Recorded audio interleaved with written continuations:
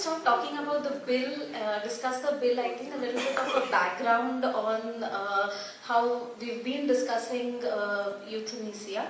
So even before Aruna Shanbag case, because Aruna Shanbag case is known to most of us, it was well discussed. There have been cases where it was discussed where we have a fundamental right to live a dignified life, whether right to die would be part of right to live a dignified life. And in one of the judgments, it was said that yes, right to die should be a part of right to live a dignified life, but then it was reversed in another case called Gyan Singh versus State of Punjab, where they said that right to die cannot be a part of right to life.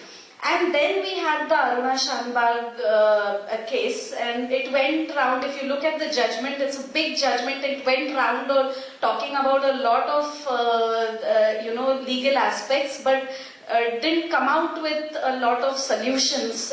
Is how I look at the Aruna Shanbag case. For Aruna Shanbag, they obviously said no euthanasia, but apart from that, they said that we can allow passive euthanasia, and the way they defined it was that if there is somebody who is terminally ill, you must approach the Chief Justice of the High Court of your state.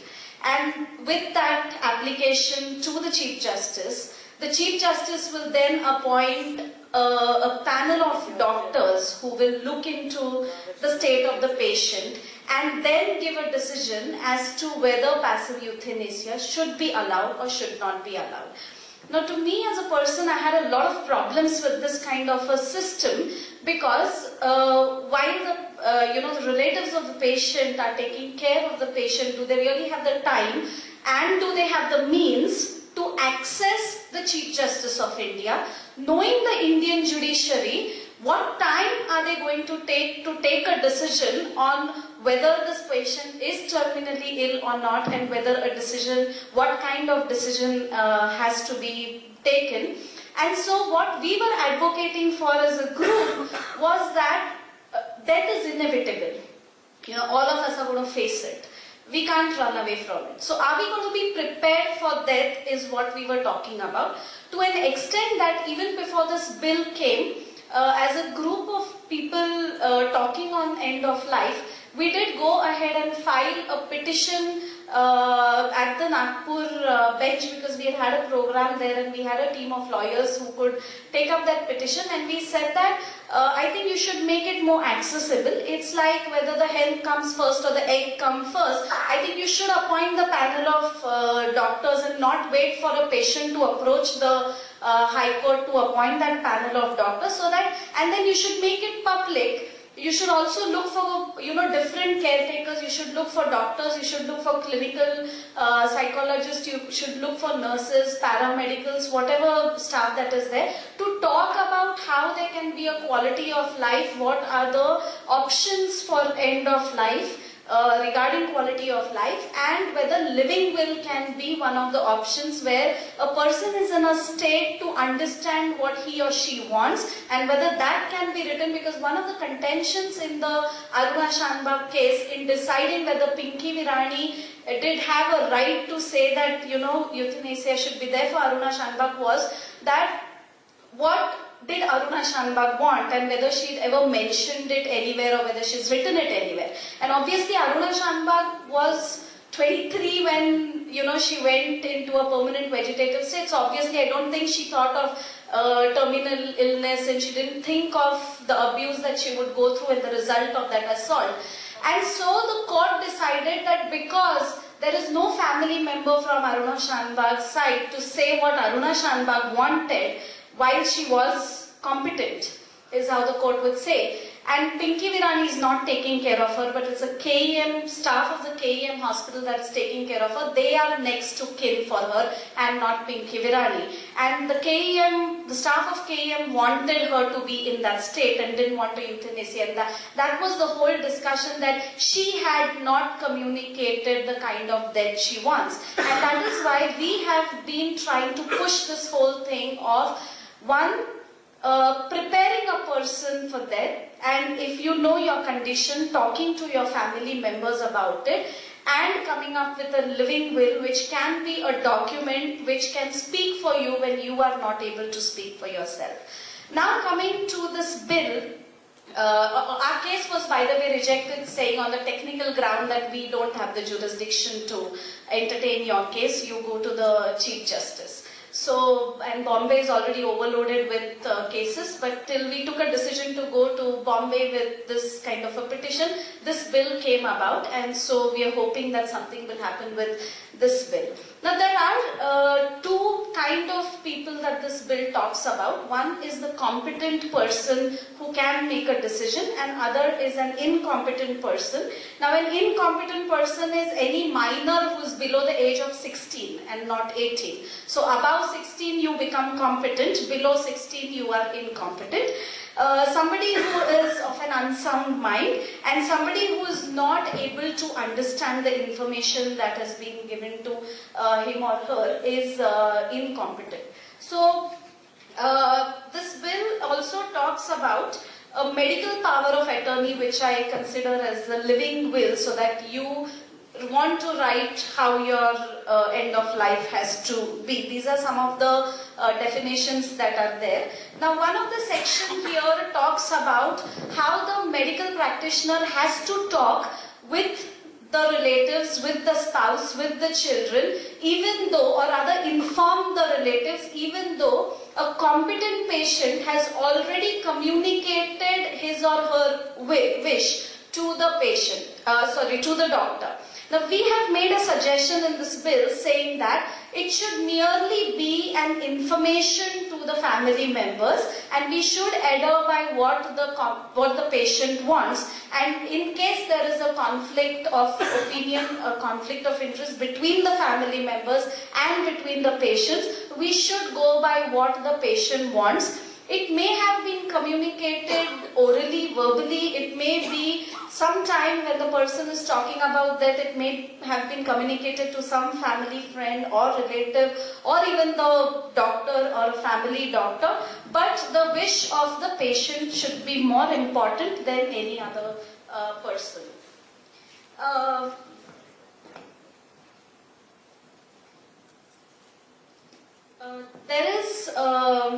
There is a good point in the bill that talks about how the doctors need to maintain a very detailed record, so that this whole, right now when there is no law to deal with this kind of a situation, I've heard a lot of fears from the doctor because of the whole legal aspect and the consumer law and all that. And so this bill talks about the details of the records that the doctors have to keep and maintain, where there are personal details of the patients that the doctor has to maintain. There is the nature of illness that the doctor has to maintain, keep a record of the treatment that has been given. If there is any kind of a request or decision, if any, that is communicated by the patient, and what is the opinion of the doctor, whether that wish can be done or not done, the feasibility of whether the treatment should go on or not go on, what is the decision of the doctor will also be maintained as a record. So basically what is in the best interest of the patient is something that is mentioned in the law. That has to be kept in mind while the doctor is taking any kind of a decision. They have talked of palliative care here, so they have said that, which is again a good point, where they have said that the patient should not be debarred, and palliative care should be given even if there is no other treatment that can be given. So the patient should be continued with palliative care. Another thing that this bill talks about is the protection that it gives to the doctors. So there wouldn't be any kind of criminal charges against the doctors for having taken a decision, because the name of the bill itself says that it is the medical treatment of terminally ill patients, in bracket protection of patients and medical practitioners bill. So they are protecting the medical practitioners for taking a decision, of course, when the patient is competent and if there is a decision communicated in line with that, of course. We think that it shouldn't be, what they've said is that you go to the Chief Justice first, and then depending on which region you come from, which place you come from, that bench will be told to take up your case. So for example, if there's somebody coming from say Nagpur, which is the Nagpur bench would have the jurisdiction, the patient or the relatives or the doctors or the caretakers still need to go to the Bombay High Court, approach the Chief Justice, and then the case will be transferred to Nagpur bench. Somebody from Marathwada can't go directly to Aurangabad, but will have to approach Bombay, and then the case will be transferred to Aurangabad. A suggestion that our group has made to this point is that these things need to be more accessible. So rather than duplicating the whole process of going to the Chief Justice first and then transferring the case, let them go to the bench that is closest and that has a jurisdiction of that area. Let them go to the registrar so that the registrar can assign it to the judge who will take a decision. Also, these decisions have to be time bound because obviously they don't have too much of time. So considering that they can't prolong for a long time, but it has to be a time bound decision.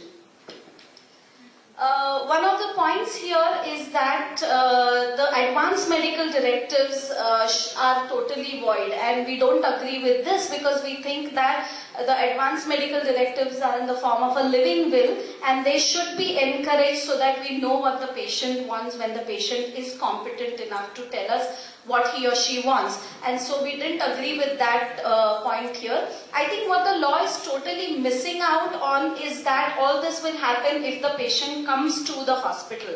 What about the access to the medical facilities itself? And that is not spoken about at all. What Manisha Tai was saying, that everybody must have access to healthcare, is very important. Second, I think they have not talked anything at all about what about people who are probably in their old age state and there's nobody to care for them. What about them? How do they, operate in these kind of circumstances? They have not talked about that at all. And I think another point that has to be mentioned is that the law related to suicide and abatement to suicide has to be done away with, because it will conflict with these kind of decisions. And so unless and until we do away with the law related to suicide, these decisions might create legal complexity. So these are things that are totally missing from the bill.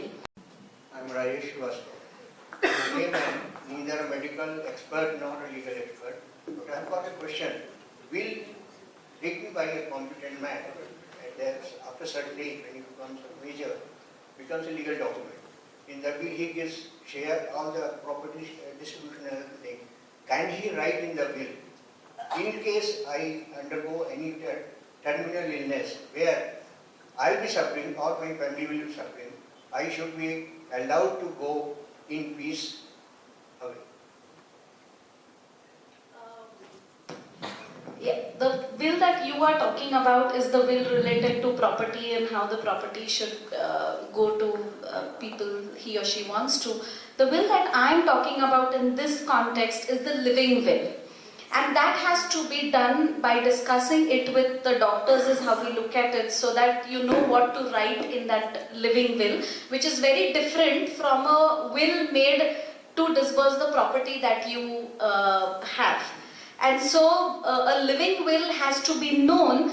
Generally, the other will that you are talking about related to property is read after the death of the person. But when I'm talking about a living will, it has to be read while the person probably can't talk about how the person wants his or her death to be in case of terminal illness. Then it will be a law where living man, in the living condition, he can write a wish or will, which can be opened by doctors at the time of his terminal illness. Yes, and we generally suggest that a living will has to be done in consultation with the doctor, so the doctor should know about it beforehand, so that while giving the treatment, the doctor knows what the living will of the patient is. So currently it is outside the Yeah, DA, it and is. twice the courts have rejected any rights in this regard, right to autonomy to decide what can happen at that particular time. So this is something which we need to all campaign together for. So Dr. Karadikar, and then I just want to make a short comment. This is my experience, which is coming from AIDS group which we are working. In the United States, we had multiple region meetings like African, Asian and American groups coming. I find that the NGOs plays a great role in protecting the patient's rights. So therefore here I am feeling that that kind of a thing, which is, for example, if you ask Manisha how this dying with dignity occurs in a rural area, you will find that she will give an entirely different answer. So don't assume that death is occurring only in ICUs. Death is occurring at many different places, and then as Amar has rightly said right in the beginning that there is a lack of total health care service and accountability to it. So therefore that just cannot be done unless it is essential. So I feel that, and this I am feeling that when we used to fight there, the NGOs in the American regions, they used to take such a kind of a fight. But then basic thing was the education of the people. We are all assuming that the patients have got, every individual has got a right to make his own decision. We are not. There are many places where you will say that the decisions are left only to you. And I'm just wondering as something, and what carry-home message all of us will take out of this. I'm reminded of something like this. We were having an open meeting where the HIV drug, alternative drugs to HIV was there. And then they had got all the pathies for discussion of that. And they were American people. American had come with only one idea, that can they get one drug from India, from Ayurveda or Homeopathy or Unani or anywhere, and have a mass manufacture and make a market out of it. And then, you see, it was like an oil and water emulsion. All of us came like oil bubbles, and we went back at oil bubbles. Sorry. Thank you. Mr. Abdulkader is a senior lawyer. Am I not? Okay. Not in touch with the medical profession to the extent required by so many people. But I am always facing a problem when I try to defend the doctor in a medical negligence case. The point often being questioned to me is whether the patient had given an informal consent. In so many occasions, what is to be treated as informal consent? Because the patient is in such a state that any information put on his ears goes waste because he doesn't realize what is being talked about. On so many occasions, I tried to convince the court saying, why don't you ask about a conscious decision? But on many occasions, the patient is unconscious. So it is in the interest of doctors, and I am sure in the case of euthanasia, the question of informed consent, because they may be making a will, but whether the will is made with an informed consent or a conscious consent, the consequence, because आपण घरामध्ये अनेक वेळा पाहतो म्हातारी माणसं 100 वेळा तरी दिवसातून म्हणतात परमेश्वर आता दे रे आम्हाला. Is it a informed decision or a conscious decision? It is not. प्रत्यक्ष वेळेला ते म्हणतील नाही अजून मला जायचं अजून काहीतरी करायला पाहिजे. And it is in the interest of doctors that the consent should be conscious consent. Otherwise, consumer courts will be pulling the doctors for their default. And it is on many occasions that I have seen that what the patient says, he actually gives the consent or she gives the consent. And later on when it comes for a case, provided the patient is alive, she says, no, I did not understand it. मला काही कळलं नाही त्याच्यातलं. I have actually a case in hand now. A patient had a tumor or fibroid of the uterus. She had a very serious chronic trouble. It was acute also. She was told by the doctors, it is better to remove the uterus itself. She had 2 children. She was about 54 years of age. So life was lived, and removal of the uterus would not have caused any problem. But the husband and the wife were both, no, you remove the fibroid. The uterus must be there. In the process, I don't know about the medical aspects of it, the patient was lost. And now the question is with me, what did she consent to? She never gave any consent to anything. And it was the obstinacy of the relative who said, no, remove the fibroid, not the uterus. Now, was that a conscious consent? Was that a knowing consent? What is an informed consent? I am doubtful. So, it is in the interest of doctors that the concept of conscious consent must be introduced with that. And there should be yardsticks provided whereby whether a consent consent had been had or not had should be objectively defined and not subject to somebody's. Because on one occasion I had to tell the consumer court, well, the statement made by the court was, the very fact that the patient died means the doctor has committed mistake. Finally, I had to tell the court, every patient is immortal. Everybody is mortal. So you can't always infer from the result of it that the doctor is committing a mistake. Thank you. So it is in the interest of doctors that the conscious concept be clearly defined in an objective manner. Thank you, sir. Thank you. Just a quick point from Jyoti about the psychiatry, the bill of the unsound mind thing. This was about when we have the mental health care bill which is coming up. In fact, it's going to be presented and it's probably going to be passed, and that's where advanced directives in psychiatric patients. So, where there's, there are psychiatric patients is not one uniform, a single homogeneous disorder anyway. There are, we have patients who become well. So the whole point is, of course, there are pros and cons among psychiatrists, whether that should come up at all. But anyway, leave alone the arguments about it. But then the thing is that when patients are between episodes, for example, and they are of sound mind, they are completely aware, they're informed about how their future treatment should be, whether it be committed, whether to take treatment, not take treatment, whatever.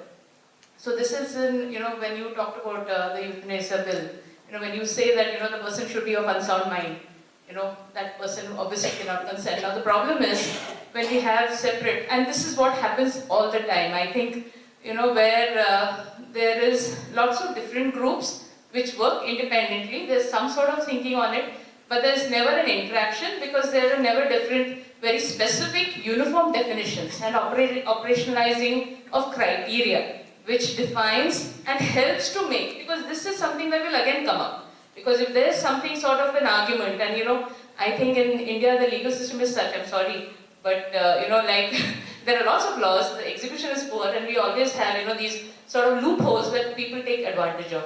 And just another second point, Shiva, I just wanted to just take 2 minutes. This was with regards to, ma'am, your comment on patriarchy. I think it's so entrenched, it's entrenched in our women also.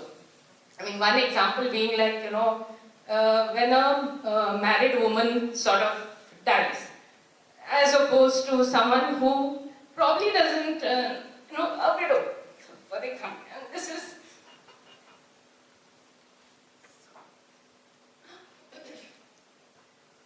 what I've seen is that people talk about neglect being understanding, which I think is very difficult.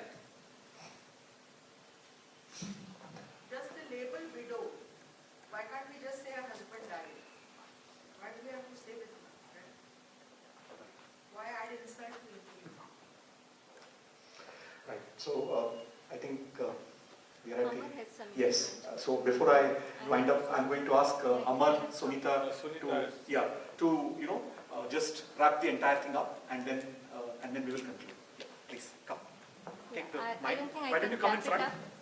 Yeah, I don't think I can wrap it up, but I really want to kind of, I'm really trying to be self-critical here, and this is the, we've been able to really, as part of the preparation towards the conference, we thought we really need to really reach out to the larger masses, because not everybody can really come to the conference.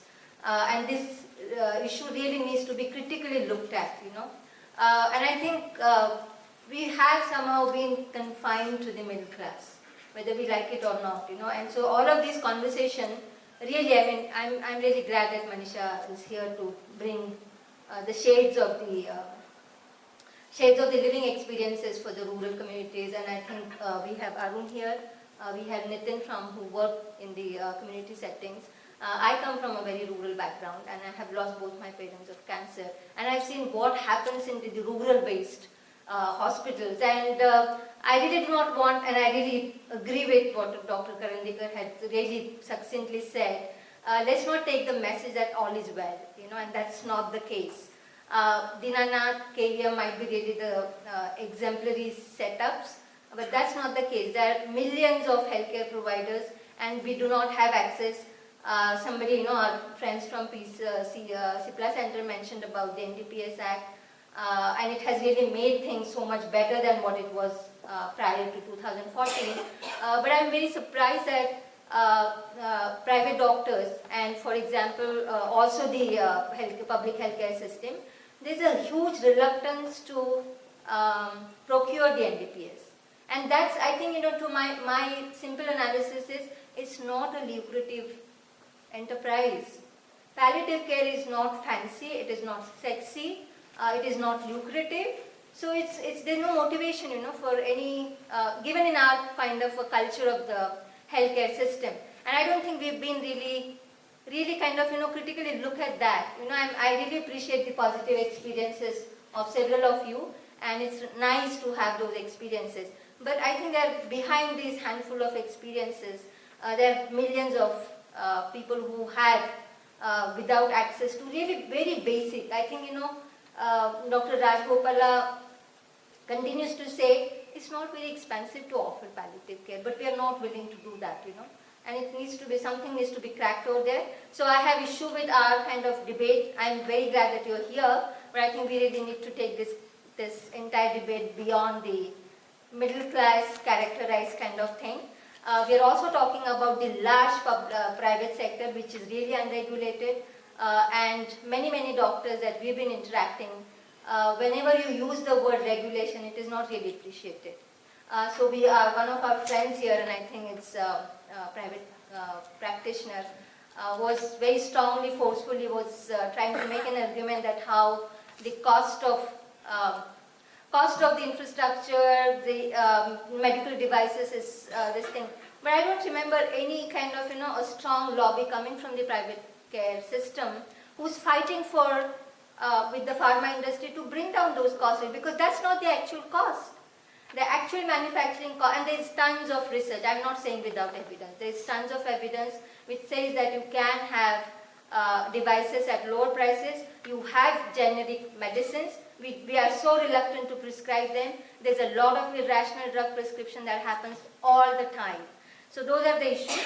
And one last point I want to make is, I'm really glad that Sonali was here, but this kind of, always often, all of us are fixated, whenever we talk about the palliative care, our immediate kind of, graphic or mental association is with the cancer.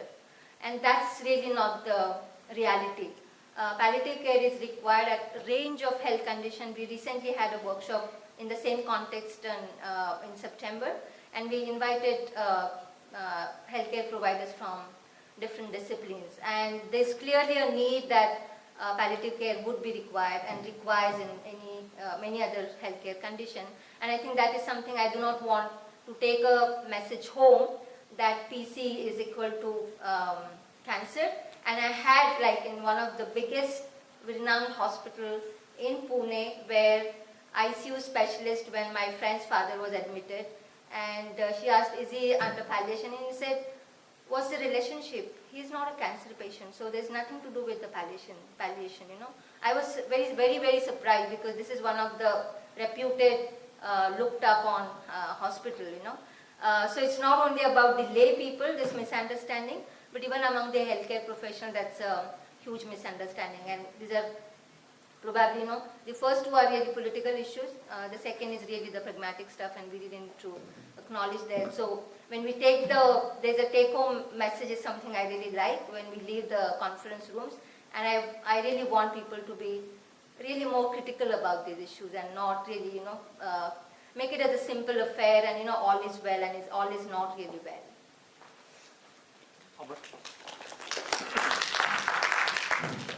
Well, just a few quick points. I think it was worth coming here because some of the issues and discussion that you all had were very enlightening. First, particularly the issues related to caring.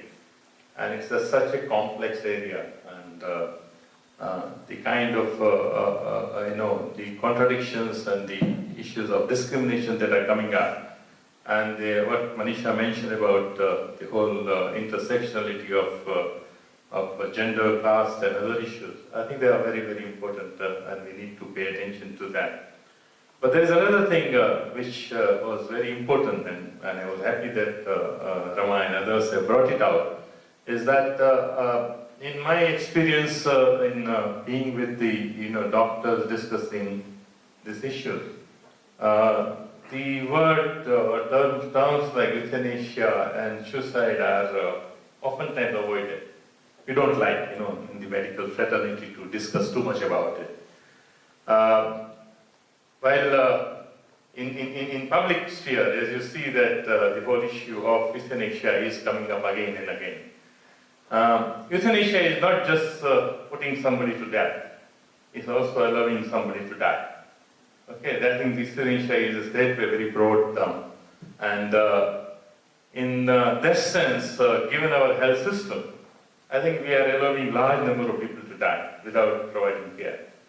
And I think that way we as a society is too much used to, or we are too desensitized to the idea of people dying and the care is withdrawn, or care is not provided, or care is stopped, or care is denied.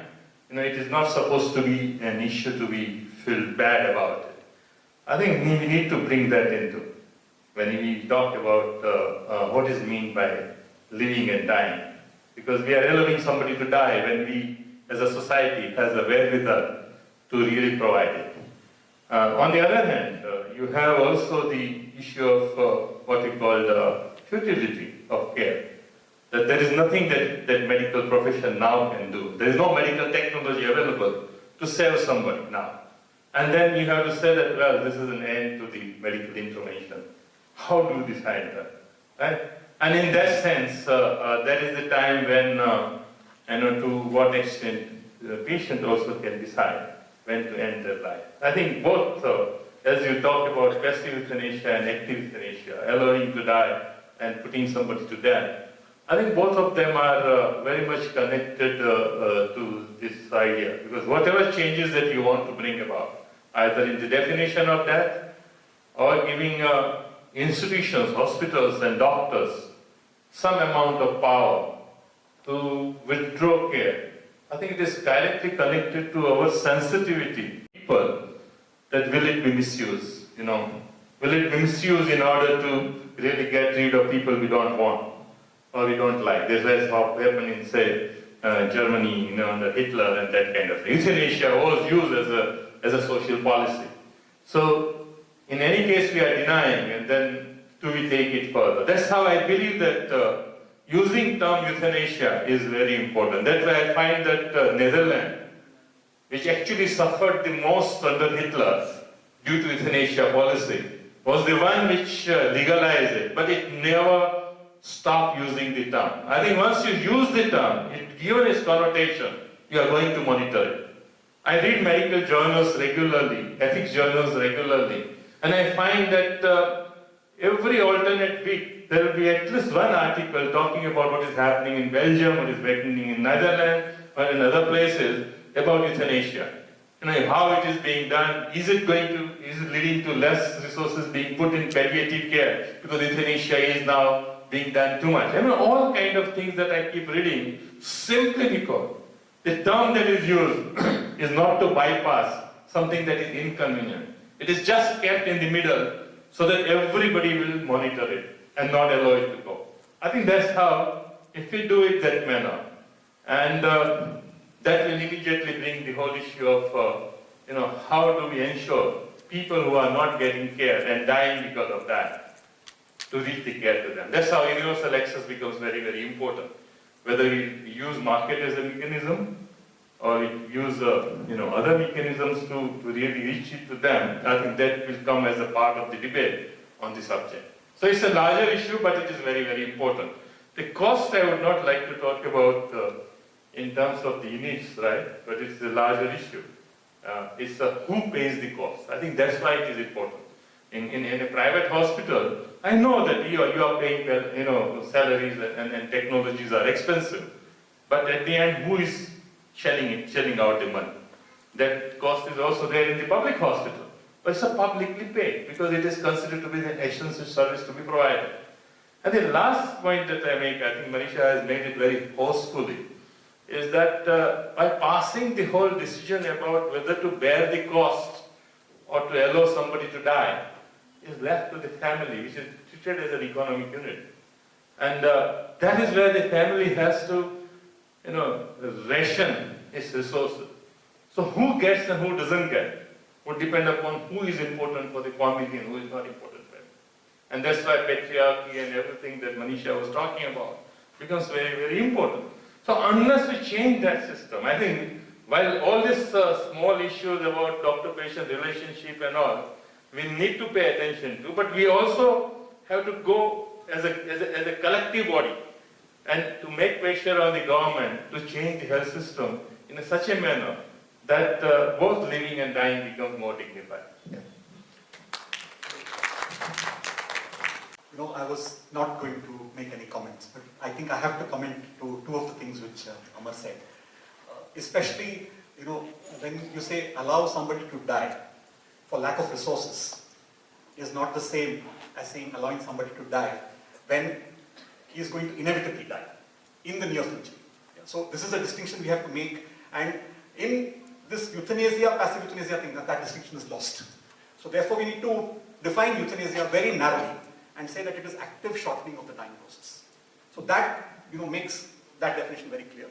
And along with that, when you allow somebody to die with holding or withdrawing therapy, yeah, in the situation of a terminal illness, is different from allowing somebody to die because they have no access.